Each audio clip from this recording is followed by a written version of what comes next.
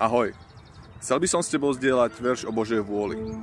V Lukášovi 22:42, kedy Ježiš bol na Olivovej hore, predtým ako bol zajatý, sa takto modlí k Bohu, Otcovi, nášmu nebeskému Otcovi. Otče, ak chceš, vezmi odo mňa tento kalich, no nie moja, ale tvoja vôľa nech sa stane. Je to veľmi silná modlitba, lebo keď si uvedomíme, sám Ježiš sa modlí k Bohu, aby sa stala jeho vôľa.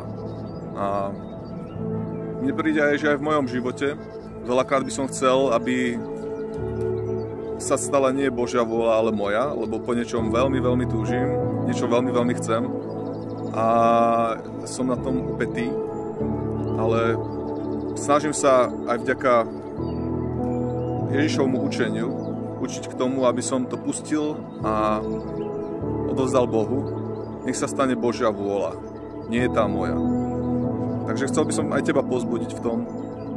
Pozývaj do svojho života a do vecí, na ktorých ti veľmi, veľmi záleží. Pozývaj do nich Boha, nech sa stane jeho vôľa, nie tvoja. A ja verím, že Boh chce pre nás to najlepšie, aj keď sa to na prvý pohľad nemusí zdať. Takže učme sa od Ježiša, všetci sa máme od neho čo učiť, nech sa stane Božia vôľa, Otče, nie naša. Maj požehnaný deň. Ahoj.